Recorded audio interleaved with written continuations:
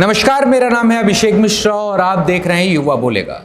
युवा बोलेगा पर आज हम ऐसे 3 क्रांतिकारी युवाओं की कहानी सुनाएंगे जिन्होंने अंग्रेजों के दिलों में खौफ पैदा कर दिया।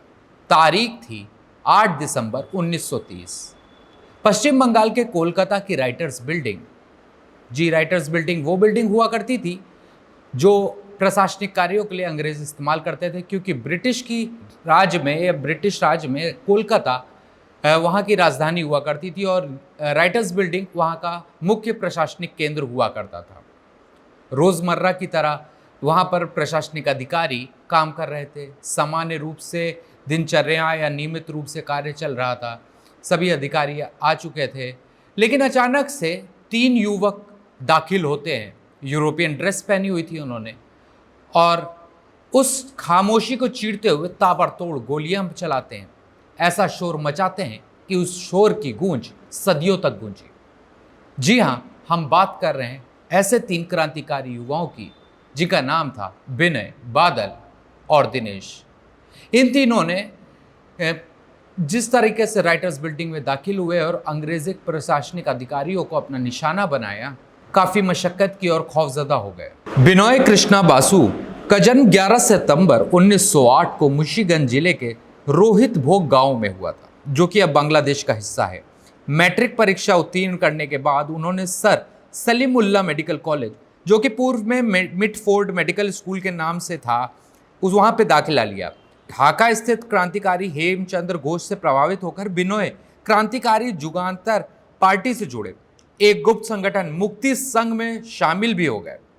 वहीं दिनेश गुप्ता का जन्म 6 दिसंबर 1911 को मुंशीगंज जिले के एक छोटे से गांव जोशोलोंग, जो कि अब बांग्लादेश में, ढाका कॉलेज में पढ़ते समय वे 1928 में भारतीय राष्ट्रीय कांग्रेस के कलकत्ता सत्र के दौरान नेताजी सुभाष चंद्र बोस द्वारा एकत्रित बंगाल स्वयंसेवकों के समूह में शामिल हो गए थे।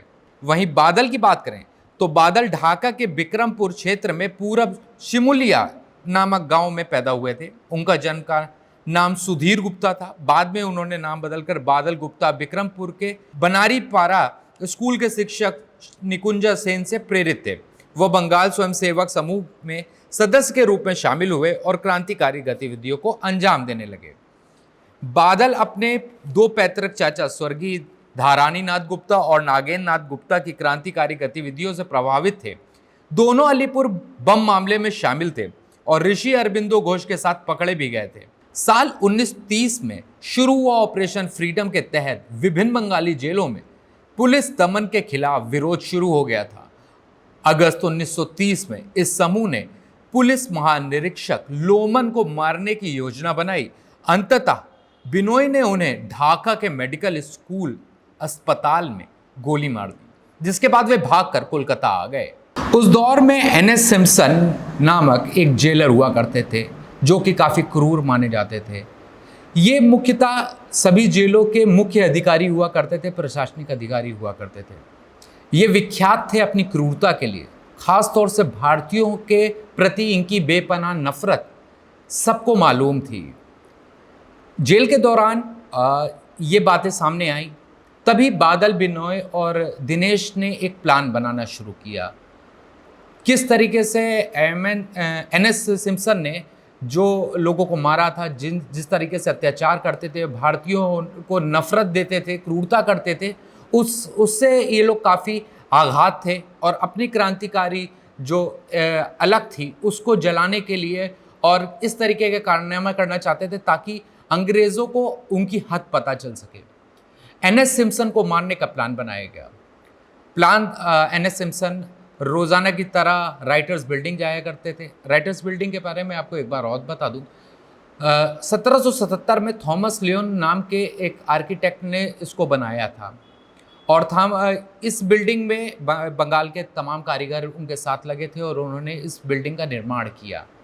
और ये बिल्डिंग आज भी मौजूदा सरकार की, पश्चिम बंगाल की सरकार की सचिवालय बिल्डिंग के रूप में कार्यरत है। इसी तरीके से 1930 के दौर में या 1900 के समय जब अंग्रेज हुआ करते थे तो वो प्रशासनिक बिल्डिंग होती थी और वहाँ पर तमाम अधिकारी और सचिवालय की तरह बैठे रहते थे, काम किया करते थे। ऐसे में स्ट्रैटेजी बनाई बिनोय, बादल और दिनेश ने कि वहाँ पर घुसेंगे और एनएस सिम्पसन का काम तमाम कर देंगे। दिन आया 8 दिसंबर 1930। यूरोपियन ड्रेस से पहनी इन्होंने और घुसते ही ताबड़तोड़ गोलियां बरसाना शुरू कर दी। उस गोलीबारी में तमाम जो अधिकारी थे उनमें से कई घायल हुए, लेकिन निशाना था एनएस सिम्पसन।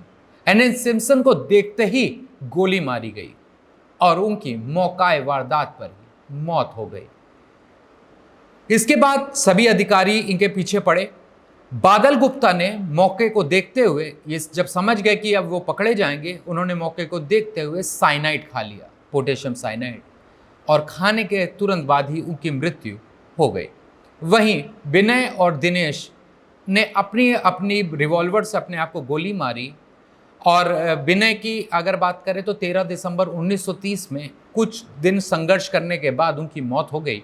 वहीं दिनेश दुर्भाग्यपूर्ण कह लें कि वो बच गए और उनको फांसी की सजा सुनाई गई। 8 दिसंबर 1930 को राइटर्स बिल्डिंग कांड में इन तीनों ने जो अपनी साहस दिखाया, शौर्य दिखाया और ख़ास तौर से भारत के प्रति, भारत को आज़ाद कराने के प्रति जिस तरीके से इन्होंने कुर्बानी दी, वो काबिल तारीफ है। अब आपको हैरत होगी कि उम्र जानकर, बादल और विनय की उम्र मात्र 22 साल थी, जबकि दिनेश को 17 दिसंबर 1931 में फांसी की सजा सुनाई गई अलीपुर जेल में। उनकी उम्र मात्र 19 वर्ष थी। ये तीनों 8 दिसंबर 1930 को ही अमर हो गए थे। उन्होंने भारतीय इतिहास में अपने शौर्य की गाथाएं लिख दी थी। स्वाभाविक तौर पर आज के युवा इनकी इन कहानी से प्रेरणा लेंगे, क्योंकि अब तक हम लोगों के इतिहास ने सबसे ज्यादा जो सामने आए किस्से वो थे भगत सिंह, सुखदेव और राजगुरु के।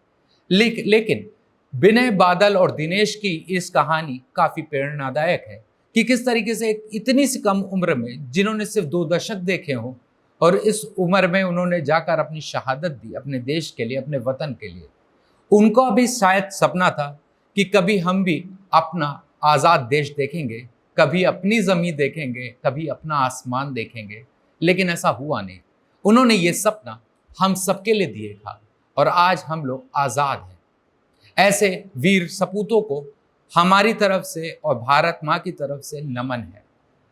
ऐसी कहानी सुनने के लिए, इस तरीके के कंटेंट को देखते रहने के लिए युवा बोलेगा लगातार कार्य कर रहा है। आपके सामने ऐसे ही इतिहास के पन्नों को पलटते रहेंगे और हमारा सहयोग करने के लिए, हमें प्रोत्साहन देने के लिए लाइक करें, शेयर करें और सब्सक्राइब करें। धन्यवाद।